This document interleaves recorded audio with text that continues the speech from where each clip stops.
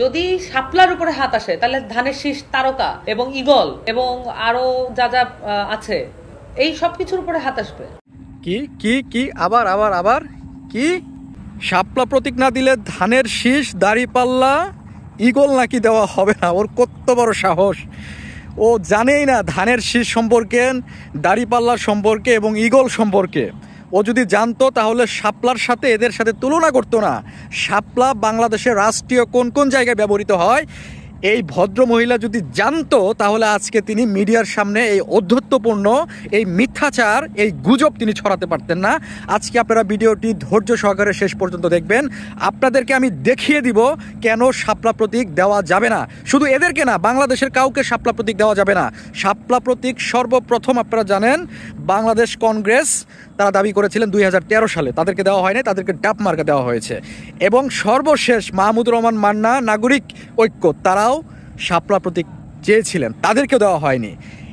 এবং একদম সর্বশেষে জাতীয় নাগরিক পার্টি তারা চেয়েছে, তাদেরকেও খুব সুন্দরভাবে ব্যাখ্যা করে নির্বাচন কমিশনার বুঝিয়েছে কেন শাপলা প্রতীক দেওয়া যাবে না। আসলে বিষয় এটা না, এই শাপলা প্রতীককে ইস্যু করে তারা নির্বাচনকে ভণ্ডুল করতে চাচ্ছে। যেহেতু তারা 1 বছরে ব্যাপক দুর্নীতি করেছে, ব্যাপক অনিয়ম করেছে, করতে করতে তারা আজকে এমন একটা জায়গায় পৌঁছাইছে তাদেরকে নির্বাচন হইলে জনগণ এদেরকে ছেড়ে দেবে না। এজন্য তারা আজকে ভয়ে নানা ধরনের কথাবার্তা বলছে, গুজব ছড়াচ্ছে, উস্কানি দিচ্ছে। বাংলাদেশ এয়ারফোর্সের যে লোগো দেখছেন, এয়ারফোর্সের লোগোর মধ্যে হচ্ছে শাপলা প্রতীকটি দেখা যাচ্ছে। এখানে ন্যাশনাল পার্লামেন্ট, জাতীয় যে সংসদ, জাতীয় সংসদের ভিতরে যে লোগো থাকে সেই লোগোর ভিতরেও এই শাপলা রয়েছে। চলো 9 নম্বরে এখানে আমরা দেখছি এনএসআই, বাংলাদেশের যে জাতীয় নিরাপত্তা সংস্থা, এনএসআই লোগোতেও হচ্ছে শাপলা প্রতীক রয়েছে। এখানে আমরা দেখছি যে ডিজিএফআই লোগোতেও আমরা দেখছি যে বাংলাদেশে এই শাপলা প্রতীকটি রয়েছে। বন্ধুরা আপনারা দেখেছেন যে এনসিপি তারা বিশেষ করে ডিজিএফআইকে লক্ষ্য করে তারা এখানে বলার চেষ্টা করেছে যে একটা বিশেষ গোয়েন্দা সংস্থার গায়ে শাপলা প্রতীক থাকার ফলে আমাদেরকে এই লোগো দেওয়া হচ্ছে না। আমি আপনাদেরকে বাংলাদেশের 10টা গুরুত্বপূর্ণ সংস্থার যে লোগো, সেই লোগোতে যে শাপলা প্রতীক রয়েছে সেটাকে আপনাদের সামনে আমি উপস্থাপন করলাম। এইরকম বাংলাদেশের 25টি গুরুত্বপূর্ণ লোগোতে শাপলা প্রতীক রয়েছে। ন্যাশনাল আইডি কার্ডের মধ্যে শাপলা প্রতীক রয়েছে। এখন যে ডিজিটাল যে আমাদেরকে আইডি কার্ড দেওয়া হচ্ছে সেখানেও হচ্ছে শাপলা প্রতীক রয়েছে। আমরা যদি দেখি পাসপোর্টের গায়েও হচ্ছে শাপলা প্রতীকের চিহ্ন রয়েছে।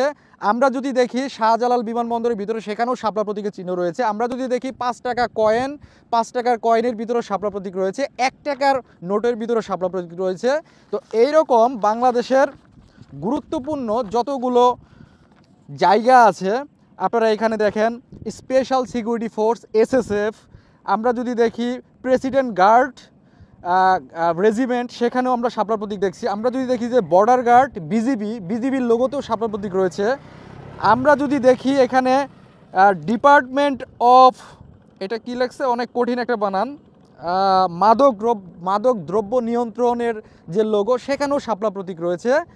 তো এইরকমভাবে এখানে আরেক চলে গেছে, আমি সেটাও দেখাচ্ছি। বাংলাদেশ পুলিশের যে লোগো, পুলিশের লোগো তো শাপলা প্রতীক রয়েছে।